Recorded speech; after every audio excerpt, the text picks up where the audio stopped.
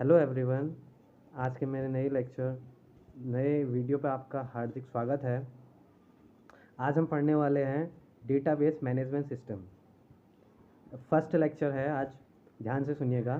पहले इस पर डेफिनेशन पे बात आते हैं। डेटाबेस मैनेजमेंट सिस्टम एक आप इसको इजीली समझिए। इसके नाम के थ्रू डेटाबेस एक डेटा है जो वो मैनेज करता है सिस्टम में। उसका उसका पूर्ण विवरण इस सब्जेक्ट के रिलेटेड है, डेटाबेस मैनेजमेंट सिस्टम। पहले इसके डेफिनेशन पर आते हैं। पहला चीज़ है इसका data. Data any raw material या अनप्रोसेस्ड फैक्ट। मतलब अनप्रोसेस्ड फैक्ट मतलब एक जो डेटा है वो अनप्रोसेस्ड होता है। मीन्स आपको जैसे बहुत सारा डेटा ये यूट्यूब में है तो वो अनप्रोसेस्ड है। मतलब आपके लिए जो मेन रहेगा वो प्रोसेस्ड बोलेंगे उसे। जो यूजलेस है वो मतलब यूज़ कहीं ना कहीं कहीं ना कहीं काम तो आएगा, तो उसको अनप्रोसेस्ड फैक्ट। अभी के समय में आपको डीबीएमएस पढ़ना है तो ये आपका प्रोसेस्ड सेट होता है। अनप्रोसेस्ड आपको जैसे डेटा स्ट्रक्चर भी नहीं पढ़ना है तो वो अनप्रोसेस्ड होगा। जैसे एग्जांपल 25 एनीथिंग इमेजेस। इसके थ्रू सिस्टम के रिलेटेड सोचे तो images, Texas, videos, documents, everything is the data. फिर उसके बाद आता है इन्फॉर्मेशन। इन्फॉर्मेशन मतलब प्रोसेस्ड डेटा, जो प्रोसेस्ड कर रहे हैं हम अभी अभी एक्सेस कर रहे हैं, जिसको हम बोलते हैं एक्सेस कर रहे हैं। जैसे अब हमें भी डीबीएमएस पढ़ने, ये प्रोसेस्ड डेटा है, ये इन्फॉर्मेशन है। मान ली यूट्यूब में बहुत सारी वीडियोज़ हैं, वो डेटा है, एक एक्चुअली एक डेटा रखा पड़ा है। हमें खाली इन्फॉर्मेशन पढ़नी है। डेटाबेस मैनेजमेंट सिस्टम ये एक इन्फॉर्मेशन है। इसमें एग्जाम्पल देख रखा है, इसको पढ़िए तो राम इज़ एन एग्जाम्पल। नाम is an age of 25 and lives in Haldwani. Ram एक व्यक्ति है जो 25 साल का है और हल्द्वानी में रहता है। ये एक प्रोसेस डेटा है, उसके बारे में बता दिया हमने, विवरण कर दिया है। ये इन्फॉर्मेशन होता है। अब database collection of related data. जो डेटा है उसका कलेक्शन होता है, एक प्रकार का एक जगह में रखी जाती है, उसे डेटाबेस बोला जाता है। ऑनलाइन बैंकिंग सिस्टम ये एक डेटाबेस है। लाइब्रेरी मैनेजमेंट सिस्टम ये डेटाबेस है। डेटा का बेस मतलब कहाँ पर रखी गई है।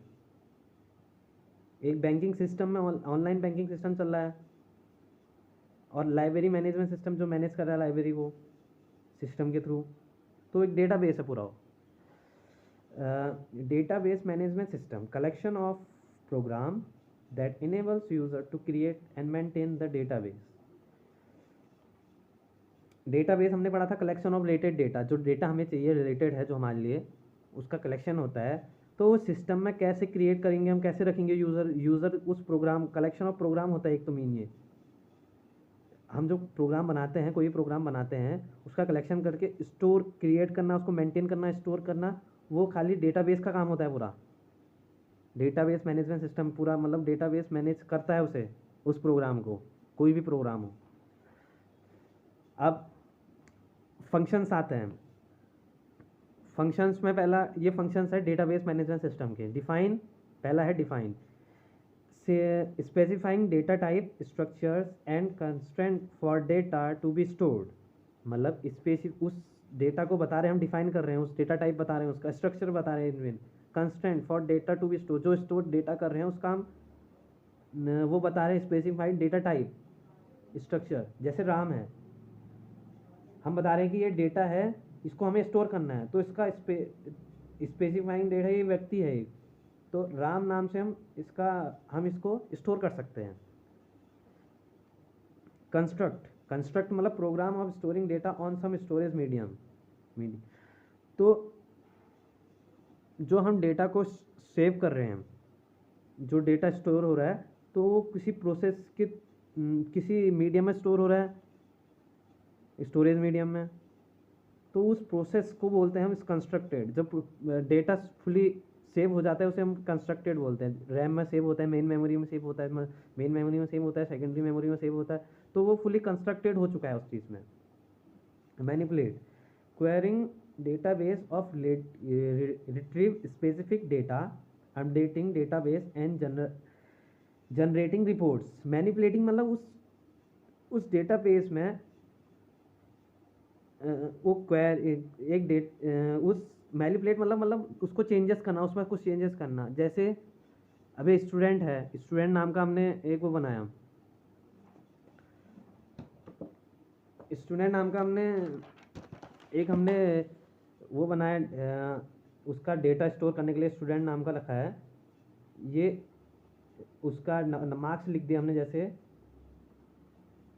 1995 ऐसे मार्क्स लिख दिए, और 65 मान लिए, इतने मार्क्स लिख दिए। ये एक स्टूडेंट के पास लिस्ट अभी पड़ी है, एक फैकल्टी के पास पड़ी रहेगी, टीचर के पास रहेगी, उसके जो टीचर क्लास कोऑर्डिनेटर होगा, क्लास टीचर होगा, उसके पास की रिकॉर्ड पड़ी रहेगी, एक इंस्टीट्यूट के पास पड़ी रहेगी, यूनिवर्सिटी के पास पड़ी रहेगी। ऐसी बहुत सारी चीज़ें जो ऑनलाइन, जैसे ऑनलाइन के थ्रू रखते हैं तो वो कुछ ही सर्वर में रखी रहेगी। तो ऐसी बहुत सारे मतलब वो रखे रहेंगे, क्योंकि जैसे अगर हमारा कोई भी जैसे हमारा स्टूडेंट मेनली हमारे पास जो डेटा था वो उड़ गया, तो बाद में हमें चाहिए होगा तो वो हम बैकअप करके ले सकते हैं, किसी से भी सर्वर से ले सकते हैं, फैकल्टी से ले सकते हैं, यूनिवर्सिटी से ले सकते हैं। तो हमें यहाँ 65 ये नंबर रॉन्ग, ये सेव रॉन्ग हो गया था, तो इसको 90 होना चाहिए एक्चुअली। तो हमने जैसे ही यहाँ अपडेट किया तो वो फैकल्टी में भी अपडेट हो जाना चाहिए, यूनिवर्सिटी में अपडेट होना चाहिए, सर्वर कहीं सर्वर में हो तो सर्वर में भी अपडेट हो जाना चाहिए, बिना कि कहे हमें कि फैकल्टी के पास जाके हम कहेंगे कि इसको अपडेट करा दो, वो ऑटोमेटिकली हो जाना चाहिए। उसे हम बोलते हैं मैनिपुलेटिंग। ये सीधा सा कॉन्सेप्ट है मैनिपुलेटिंग का। अब बात आता है स्टोर। ये नेक्स्ट मतलब चौथा ही है function. allows multiple user and programs to access database concurrently। मतलब ज़्यादा से ज़्यादा यूज़र्स हो, वो कितना उनके पास डेटा होगा वो एक साथ चलना चाहिए, एक साथ शेयर होना चाहिए, एक जगह से दूसरी जगह जल्दी से जल्दी। जैसे हमने अपडेट किया, एक जगह से दूसरी जगह जल्दी अपडेट हो जाना चाहिए, वो शेयरिंग चल रही है, तो उसे एक फंक्शन इसका ये भी होता है। अब आते हैं प्रॉपर्टीज है database represent some aspect of real world entities, some abstracts of real world entities. मतलब अब some abstracts as real world, पूरा भी वर्ल्ड में कुछ ना कुछ डेटा, वो पूरा डेटा ही है एक प्रकार का, कुछ भी सभी कोई भी चीज़ें ले लो एक डेटा ही है। A database is logically coherent collection of data with some inherent meaning. मतलब डेटाबेस जो है वो लॉजिकली कलेक्शन हो रखा है डेटा का, और उसकी कुछ ना कुछ जो डेटा है उसकी कुछ ना कुछ मीनिंग होनी चाहिए, मीनिंगफुल होना चाहिए एक प्रकार का वो तभी डेटाबेस कहलाएगा, नहीं तो खाली डेटा कहलाएगा। अ database is designed built and populated with data for specific purpose. वो जो डेटा है उसका कुछ स्पेसिफिक पर्पस होना, कुछ काम होना चाहिए उसका, जो डिज़ाइन का रखा, जिस हमने उसमें डिज़ाइन कर रखा है डेटाबेस रखने के लिए। जो डेटा है वो डेटाबेस तभी माना जाएगा तब जब वो कुछ पर्पस, उसका कुछ काम हो, कुछ स्पेसिफिक टास्क हो, उसके लिए कुछ हमें ज़रूरत पड़े स्पेसिफिक टास्क के लिए, तो उसे हम डेटाबेस कहलाएंगे। अब इसको डेटाबेस मैनेजमेंट सिस्टम को हम एक फ्लो चार्ट के थ्रू समझते हैं। कोई यूज़र है, कोई प्रोग्रामर है, वो कोड लिख रहा है, जैसे वो एप्लीकेशन के थ्रू लिखेगा, और जो प्रोग्राम है वो एप्लीकेशन में स्टोर हो जाएगी, जो क्वेरीज हैं उसकी वो एप्लीकेशन में स्टोर हो जाएगी, उसे हम बोलते हैं डेटाबेस सिस्टम, एक डेटाबेस सिस्टम है। उसके बाद सॉफ्टवेयर कॉल होगा एप्लीकेशन से, जैसे हमने जो एप्लीकेशन से लिखा उसके बाद सॉफ्टवेयर टू प्रोसेस क्वेरी, जो क्वेरी है उसको प्रोसेस कर सके।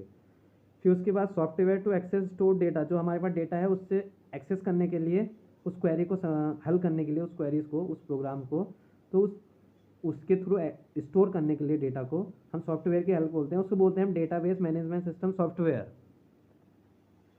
और वो स्टोर डेटाबेस वो दो फॉर्म में होता है, एक मेटा डेटा फॉर्म में होता है, स्टोर डेटाबेस डेफिनेशन, वो पूरी डेफिनेशन को स्टोर करता है, और एक होता है स्टोर डेटाबेस, ये खाली डेटाबेस को स्टोर करता है। ये दोनों से लिंक होता है, जिसको जिस समय ज़रूरत होती है वो एक्सेस होता है वहाँ से, और आगे वो बढ़ता है, यूज़र के पास आता है। तो ये फ्लो चार्ट के थ्रू हम इजीली समझ पा रहे हैं कि डेटाबेस मैनेजमेंट सिस्टम क्या है, एक्चुअली क्या चीज़ है। यूज़र से एप्लीकेशन, जो भी क्वेरी है उसकी गई एप्लीकेशन के थ्रू। एप्लीकेशन मतलब कोई तुम्हारा ऐप्स हो गया मोबाइल में, वो एप्लीकेशन के थ्रू चलते हैं, एप्लीकेशंस बोलने जाते हैं उसको मेनली लैंग्वेजेस में। तो उसके बाद सॉफ्टवेयर टू प्रोसेस क्वेरीज को प्रोसेस करने के लिए सॉफ्टवेयर का यूज़ होता है। उसके बाद जो डेटा स्टोर्ड हुआ है उसमें कुछ उससे कुछ लिंक होगा इसका क्वेरीज का, तो उस डेटा को निकालेगा, वो सॉफ्टवेयर की हेल्प से होगा। तो उस सॉफ्टवेयर को बोलते हैं हम डेटाबेस मैनेजमेंट सिस्टम सॉफ्टवेयर। और वो डेटा या हमें डेफिनेशन चाहिए या खाली डेटा चाहिए, डेटाबेस चाहिए, स्टोर डेटाबेस, तो इन दोनों के हेल्प से हम निकाल सकते हैं। ये था पूरा DBMS एक फ्लो चार्ट की फॉर्म में। डेटाबेस मैनेजमेंट सिस्टम ये एक बहुत ही बढ़िया टॉपिक है। Mainly database management system direct storage करता है डेटा मैनुअली, पर रिलेशनल डेटाबेस मैनेजमेंट सिस्टम ये टेबुलर फॉर्म में एक अच्छी मतलब जिससे यूज़र को क्लियरिफाई डिफाइन समझ में आ सके कि दूसरा जो बंदा चला रहा है उसे समझ में आ सके कि हमने डेटा कैसे स्टोर किया है, वो एक्सेस करने में उसको ईजिली फाइंड हो। तो इसका डेफिनेशन है it stores data in tabular form, mainly ये टेबुलर फॉर्म में स्टोर करता है। जैसे हमने स्टूडेंट नाम का कोई डेटा स्टोर करना है, उसका रोल नंबर सेव करना है, नेम, कोर्स, डिपार्टमेंट, ये चीज़ें सेव करनी है उसकी। तो रिलेशनल डेटाबेस के थ्रू हम इसको डायरेक्टली सेव कर सकते हैं। डेटाबेस में करेंगे तो एक जगह रोल नंबर को रखेगा, एक जगह नेम को रखेगा, एक जगह कोर्स को रखेगा, एक जगह डिपार्टमेंट को रखेगा। ये रिलेशनल डेटाबेस RDMS ये एक साथ रखता है। रोल नंबर हैं इतने सारे, एग्जांपल दे लिया मैंने इतना बड़ा, रोल नंबर 1 2 3, नेम आयुष, सूरज, विजय, कोर्स उनका C1 C2 C3, डिपार्टमेंट है बीटेक इलेक्ट्रिकल IT, ये अलग अलग डिपार्टमेंट के हैं। ये मैंने एक्चुअली एग्जांपल ले लिया आपके लिए। तो ये कॉलम को बोलते हैं हम, कॉलम नंबर बोलेंगे या तो कॉलम बोलेंगे या फील्ड बोलेंगे। और वैसी रोज़ को या रिकॉर्ड बोलेंगे या टपल की फॉर्म में रखते हैं, टपल बोलेंगे या रोज़ बोलेंगे। अब मेनली एक बहुत बढ़िया इसमें टॉपिक निकलता है, वो हम आगे जाके पढ़ेंगे, थोड़ा बहुत मैं अभी समझा देता हूँ आपको कि जैसे नेम, अब एक नाम के बहुत से बच्चे हो सकते हैं। अब हम कॉल करेंगे किसी आयुष नाम का, एक आयुष नाम का और बना जाए यहाँ पर, तो हम आयुष को कॉल करेंगे तो नेम के थ्रू डेटाबेस में जैसे सेव किया है, डेटाबेस के थ्रू हम आयुष को करेंगे तो आयुष कौन सा है इसको समझ नहीं पाएगा। तो उसके समझने के लिए हमने रोल नंबर सेलेक्ट कर दिया। हमने रोल नंबर, तभी रोल नंबर रखे जाते हैं कि आदमी जो डेटा है वो ईजिली एक्सेसिबल हो सके, इजीली समझ सके कि ये हमें बुला रहे हैं, ये हमें बुला रहे हैं। डेटा जो है वो हमें, डेटा जो है वो किसको एक्सेस करना चाहते हैं, वो मेनली डिपेंड करता है ये आइडेंटिफाइंग एलिमेंट के थ्रू। इसको हम बोलते हैं प्राइमरी की। ये आगे जाके पढ़ेंगे हम, अभी आगे लेक्चर्स में पढ़ेंगे प्राइमरी की। इसकी हेल्प से हम कोई भी चीज़ें कैसे भी हैंडल कर सकते हैं, कैसे भी एक्सेस कर सकते हैं। अब नाम, कोर्सेज भी ऐसी बहुत सारे, एक ही कोर्सेज में हो सकता है किसी का नाम, और डिपार्टमेंट भी एक भी हो सकता है, बहुत नाम होते हैं ऐसी। तो हम एक मात्र रोल नंबर से हम इसको एक्सेस कर सकते हैं, पूरे कोई भी डिपार्टमेंट से हो, कहीं भी हो, रोल नंबर से हम एक्सेस कर सकते हैं उस डिपार्टमेंट का है। रोल नंबर 1 हम बोलेंगे, रोल नंबर 1 बीटेक डिपार्टमेंट से एक आयुष नाम का व्यक्ति है, उसे लेके आओ। तो रोल नंबर 1 से समझ में आ रहा है, हम खाली आयुष नाम का व्यक्ति डिपार्टमेंट से लेके आओ, उस डिपार्टमेंट से लेके आओ, तो वो समझ में नहीं आएगा, क्योंकि एक नाम, बहुत नाम हो सकते हैं एक के पास, मल्टीपल, एक क्लास में मल्टीपल नेम्स हो सकते हैं। तो ये था आज के लेक्चर्स में, आई होप आपको समझ में आया होगा। फिर मिलते हैं।